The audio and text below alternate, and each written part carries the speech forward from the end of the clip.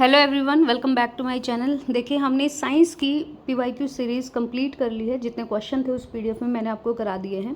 इसके अलावा बहुत ज़्यादा इंपॉर्टेंट और जो चीज़ें आपको पता होनी चाहिए वो सारी मैं करा रही हूँ, और ये बहुत इंपॉर्टेंट रहेंगी क्योंकि यहाँ से क्वेश्चन डेफिनेटली बनेंगे। देखो, फिजिकल क्वांटिटीज़ के बारे में आपने पढ़ा होगा। एक होती हैं फंडामेंटल क्वांटिटीज़, एक होती हैं डेरिवेटिव क्वांटिटीज़।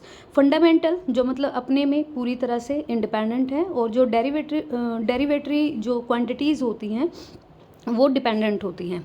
देखो, द्रव्यमान हो गया किसी भी चीज़ का, द्रव्यमान को मास बोलते हैं, वेट नहीं बोलते, मास। लंबाई हो गई और समय हो गया, ये सारी क्या है, इनके अपनी एसआई यूनिट है, मात्रक हैं। लेकिन जो हमारी बल है, फोर्स है, उसमें फिर मोमेंटम डालो, संवेग, या फिर जो एक्सेलरेशन है, ये सारी हमारी क्या है, ये व्युत्पन्न राशियाँ हैं, डेरिवेटिव हैं। इसके अलावा मैं आपको बताऊँ, यहाँ पे देखो देखो हम एक ऐसा यूनिट जो स्टैंडर्ड सिस्टम होता है उसके अकॉर्डिंग, लेकिन एक सीजीएस यूनिट भी होती है, ये आपको पता भी होगा, और 9th-10th में तो ये भर भर के दे रखी है।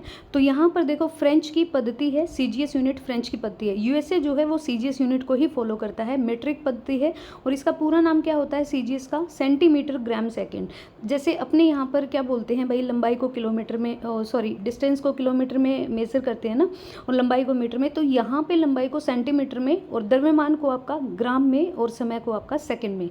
ये इनके मात्रक होते हैं। एमकेएस यूनिट क्या होती है, एमकेएस यूनिट भी देखो, लंबाई को मीटर में मापेंगे, द्रव्यमान को हम केजी में मापेंगे, और समय को हम सेकंड में मापेंगे। इसके अलावा अगर एफपीएस की बात करें तो ये ब्रिटिश पद्धति है, यूके जो फॉलो करते हैं। लंबाई को फुट में मापा जाता है, द्रव्यमान को यहाँ पाउंड में मापा जाता है, जबकि ऊपर देखो एमकेएस में क्या था, किलोग्राम में था, लेकिन यहाँ पर द्रव्यमान पाउंड में होगा और समय को सेकंड में। तो समय की तो स्टैंडर्ड यूनिट सेकंड ही है। इसके अलावा अगर बात करें, किसी भी फिजिकल क्वांटिटीज़ को मापने के लिए एक स्टैंडर्ड का स्वरूप लिया जाएगा, और इसी को क्या कहते हैं, निश्चित परिणाम कहते हैं। अगर हम बात करें एसआई यूनिट की, तो एमकेएस जो हमारी है यूनिट, उस पद्धति का ही चेंजेबल जो फॉर्मेशन कह लो, रूप कह लो, ये पेरिस में आयोजित अंतर्राष्ट्रीय मापतोल महाअधिवेशन 1960 में ये अडॉप्ट किया गया, स्वीकृत किया गया, और वर्तमान में सबसे ज़्यादा जो प्रयुक्त पद्धति है वो एसआई ही है। जैसे लंबाई को मीटर में मापेंगे, द्रव्यमान को केजी में, समय को सेकंड में, ताप को, जो हमारा टेम्परेचर होता है वो डिग्री में नहीं, यहाँ पे केल्विन में मापा जाता है, विद्युत धारा एम्पियर में, और ज्योति तीव्रता जिसे कहते हैं लाइट इल्यूमिनस, उसको कैंडेला में, और पदार्थ का जो परिमाण होता है उसको मोल में। देखो, ये दृष्टि सामान्य विज्ञान है, आप गूगल से डाउनलोड कर सकते हैं और चेक कर सकते हैं। ये सारे इंटरनेशनल जो स्टैंडर्ड यूनिट्स होते हैं, लाइक सीजीएस है, एफपीएस है, एमकेएस है, ये हमारी पद्धतियां हैं, और एसआई, हम एसआई को ही फॉलो करते हैं।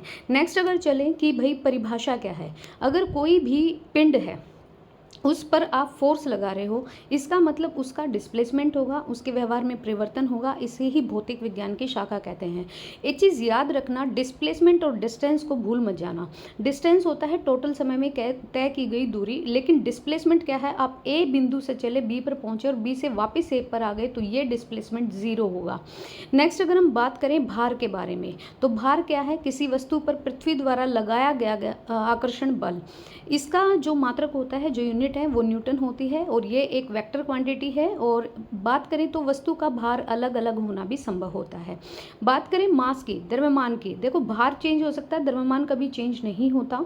किसी वस्तु या पदार्थ के परिमाण की जो मात्रा होती है उसे ही द्रव्यमान कहते हैं, और इसका जो मात्रक होगा एसआई यूनिट होगी, या तो ग्राम में या फिर किलोग्राम में। ये एक स्केलर क्वांटिटी है डिस्प्लेसमेंट, जबकि वेट हमारी वेक्टर क्वांटिटी है। अलग अलग हो सकता है, लेकिन डिस्प्लेसमेंट आपका नहीं होगा। द्रव्यमान प्रत्येक स्थान पर क्या होता है, अचर होता है, मतलब इसका कोई स्वरूप ये नहीं है कि बदल जाएगा। दूरी और विस्थापन, डिस्टेंस और डिस्प्लेसमेंट, इस चीज़ को बहुत अच्छे से समझ लीजिएगा। दूरी क्या होती है, चले गए मार्ग की वास्तविक लंबाई, मतलब आपने कितना डिस्टेंस कवर किया है। जबकि डिस्प्लेसमेंट क्या होता है, इनिशियल पॉइंट और फाइनल पॉइंट के बीच की सबसे शॉर्टेस्ट जो डिस्टेंस होता है उसे ही डिस्प्लेसमेंट कहते हैं। दूरी में परिमाण होता है, जबकि विस्थापन में परिमाण के साथ साथ डायरेक्शन भी होती है। दूरी कभी भी जीरो नहीं हो सकती, जबकि हमारा जो परिमाण है वो ज़ीरो हो सकता है। मैंने आपको एग्जांपल भी दिया, ए पॉइंट पे पहुंच के ए पॉइंट से चल के बी पे पहुंचे और बी से लेकर ए को आ गए, तो आपका डिस्प्लेसमेंट ज़ीरो है। अब बात करें स्पीड की और वेलोसिटी की। स्पीड और वेलोसिटी भी दो अलग अलग क्वांटिटीज हैं चाल और वेग के बारे में। स्पीड क्या होता है, प्रति इकाई मतलब पर यूनिट जो टाइम है उसमें चली गई दूरी, जबकि वेलोसिटी होता है प्रति इकाई समय में उत्पन्न जितना आपका डिस्प्लेसमेंट हुआ है उसे वेलोसिटी बोलते हैं। चाल स्पीड का एक फॉर्मूला होता है डिस्टेंस अपॉन टाइम, लेकिन हमारा वेलोसिटी का जो फॉर्मूला होता है वो होता है डिस्प्लेसमेंट अपॉन टाइम। दोनों को अलग रखना। ये जो डिस्टेंस होता है ये वेक्टर क्वांटिटी नहीं, वेक्टर सॉरी एक सेकेंड, ये जो डिस्टेंस होता है ये अदिश राशि होता है। मतलब यहाँ पे लिखा भी हुआ था कि यहाँ पर स्केलर और वेक्टर क्वांटिटी, तो जो हमारा डिस्टेंस होता है वो एक अदिश होता है, वेक्टर होता है, जबकि हमारा जो वेग है वो हमारा एक सेकेंड रुकिए, मैं थोड़ा सा कंफ्यूज हो रही हूँ। यहाँ पर जो विस्थापन है वो सदिश राशि होता है, जबकि हमारा जो दूरी है वो अदिश राशि होता है, क्योंकि इसमें केवल क्या होता है आपका वेलोसिटी में तो भाई यहाँ पर क्या होगा, विस्थापन होगा, मतलब वेग का जो फॉर्मूला होगा वो डिस्प्लेसमेंट अपॉन टाइम होगा, जबकि स्पीड का हमारा डिस्टेंस अपॉन टाइम होगा।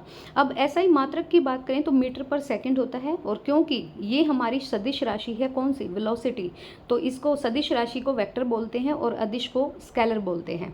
इसका एसआई मात्रक की बात करें तो मीटर पर सेकंड होता है, और जबकि वेलोसिटी की बात करें तो एसआई जो यूनिट होगी इसकी मीटर पर सेकंड होता है। नेक्स्ट अगर बात करें एक्सेलरेशन की, ये होता है त्वरण। त्वरण क्या होता है, समय के साथ वस्तु के वेग में आया हुआ परिवर्तन, मतलब अकॉर्डिंग टू टाइम जैसे जैसे वेलोसिटी में चेंज होता है उसी को क्या कहते हैं, एक्सेलरेशन कहते हैं। यूनिट होती है मीटर पर सेकंड स्क्वायर, ये एक तरह की वेक्टर क्वांटिटी है। मैं आपको बता दूं कि वेक्टर क्वांटिटी में मैग्नीट्यूड होता है, ध्यान रखिएगा। जो हमारा यहाँ पे त्वरण है वो एक तरह का वेक्टर क्वांटिटी है, सदिश राशि हिंदी में बोलते हैं। इसके फॉर्मूले की बात करें तो final velocity minus initial velocity upon time, ये इसका फॉर्मूला होता है। अब यहाँ पे बात करें कि भाई यहाँ पर न्यूटन के गति के नियम, आप सभी को पता है कि न्यूटन ने 3 नियम दिए थे, तो यहाँ पर वस्तु और पिंडों की गति का वर्णन करने के लिए 3 नियम दिए। जो पहला नियम है वो क्या कहता है, वो कहता है कि कोई भी अगर वस्तु है, कोई भी ऑब्जेक्ट अगर स्थिर अवस्था में है, हिलडुल नहीं रहा, स्टेशनरी फॉर्म में है, तो यहाँ पर वो तब तक रहेगा जब तक एक समान चाल से सीधी रेखा में गतिमान रहेगी, जब तक उसके ऊपर कोई बाहरी बल नहीं लगता। किसी भी चीज़ को अगर आप रख रहे हो वो स्टेशनरी पोजीशन में है, जब तक आप फोर्स नहीं लगाओगे तो उसका डिस्टेंस कवर नहीं होगा। इसी को जड़त्व का नियम कहते हैं, लॉ ऑफ इनर्शिया कहा जाता है।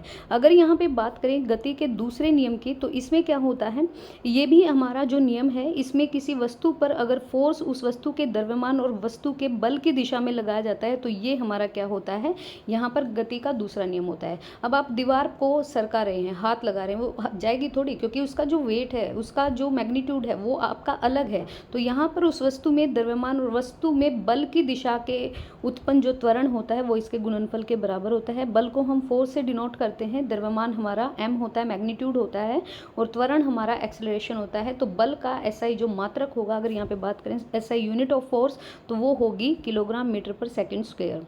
जबकि तीसरा नियम का क्या कहता है, जब किसी एक वस्तु किसी दूसरी वस्तु पर बल लगाते तो दूसरी वस्तु भी पहली पर, इस पर होता है इक्वल एंड अपोजिट फोर्स। जो हमारा रॉकेट है वो बहुत ही मतलब क्या है, फोर्स से छोड़ा जाता है, बिल्कुल ऊपर जाता है, तो वो भी तो क्या करता है, अपोजिट बल लगाता है। इसे ही क्रिया प्रतिक्रिया का नियम कहते हैं। नेक्स्ट अगर बात करें मोमेंटम की, तो मोमेंटम क्या होता है, किसी वस्तु के द्रव्यमान मतलब उसका जो मास होता है और वेग जो वेलोसिटी होती है उसका गुणनफल। अगर यहाँ पे फॉर्मूले की बात करें तो आपका जो p है, संवेग जो है वो होता है mv। ऐसा ही मात्रक यहाँ पर किलोग्राम मीटर पर सेकेंड होगा, और ये एक तरह की वेक्टर क्वांटिटी है, स्केलर नहीं है। वॉशिंग मशीन का कार्य क्या होता है, सेंट्रीफ्यूगेशन मैंने आपको बताया है। कोई भी चीज़ अगर ऊपर की तरफ फेंकती है चीज़ों को, लाइक अगर हम दूध से दही बनाते हैं तो जो मशीन होती है वो ऊपर की तरफ मक्खन फेंकती है, ऐसे ही वॉशिंग मशीन हमारे कपड़ों को ऊपर की तरफ फेंकती है जिससे कपड़े सूख जाते हैं। This is called the centrifugation. और अगर यहाँ पे बात करें अभिकेंद्रण की, तो अभिकेंद्रण केंद्र की तरफ लगाया जाता है। मौत के कुएं में बाइक का जो चलाना होता है एक सेंटर पॉइंट पे ही रहती है, घूमती रहती है, उसे हम क्या कहते हैं, अभिकेंद्रण कहते हैं। ये अपकेंद्रण है, अब से याद रखना ऊपर। ट्रेन में बैठे उसमें यात्रियों के पीछे की ओर झुक जाने का नियम यही तो है फर्स्ट लॉ ऑफ न्यूटन, जिसे लॉ ऑफ इनर्शिया कहते हैं, जड़त्व का नियम कहते हैं। यदि दो समान द्रव्यमान की वस्तुओं की जो काइनेटिक एनर्जी का अनुपात 4.9 है तो उनके वेग वेलोसिटी का क्या होगा, तो ये इसका 2:3 हो जाएगा, हाफ हो जाएगा। मतलब ये इसका स्क्वायर होता है, ये इसका वर्ग क्रमानुपाती होता है, वर्गानुपाती, जो भी याद रखिएगा आप। तो काइनेटिक एनर्जी अगर 4.9 है तो इसकी वेलोसिटी 2:3 होगी। एक तीक्ष्ण वृत्ताकार पथ पर तीव्र गति से जाता हुआ 4 पहियों वाला वाहन पलट जाएगा, क्योंकि बाहरी पहियों के अकॉर्डिंग ये यहाँ पर तीक्ष्ण वृत्ताकार बोला है इन्होंने, जो सर्कुलर मोशन होता है, और तीव्र हाई स्पीड से अगर 4 पहियों वाला वाहन पलटेगा तो ये बाहरी पहियों पर ही इसका क्या होगा, असर होगा। पावर किसे कहते हैं, पावर कहते हैं किसी भी काम को करने की जो रेट होती है, जो दर होती है, उसे पावर कहते हैं। पावर का फॉर्मूले की बात करें तो यहाँ पर W/T होता है, कितना वर्क डन हुआ है कितने टाइम में। तो यहाँ पे पावर P = W/T, ये एक तरह की स्केलर क्वांटिटी है, इसका मैग्नीट्यूड नहीं होता है। और SI मात्रक इसका जूल और सेकंड होता है, और इसको वोट बोला जाता है, जूल पर सेकंड, तो इसको वोट कहा जाएगा, वाट कहा जाएगा। पावर का याद रखिएगा, SI यूनिट वाट होता है। CGS सिस्टम की बात करें तो ग्राम सेंटीमीटर पर स्क्वायर सेकंड होता है, या फिर अर्ग पर सेकंड लगा सकते हो। इसके और भी मात्रक होते हैं जिसे हम हॉर्स पावर कहते हैं, तो 1 हॉर्स पावर = 746 वोट का होता है। बाकी करेंगे हम कल, तो मैंने आपको यहाँ पे बता दिया है। बाकी इसी तरीके से बहुत सारी चीज़ें आपको याद होने वाली हैं, आपको पता भी नहीं चलेगा कि भाई कैसे याद हो गई। तो कल हम कंटिन्यू करेंगे इसी चीज़ से।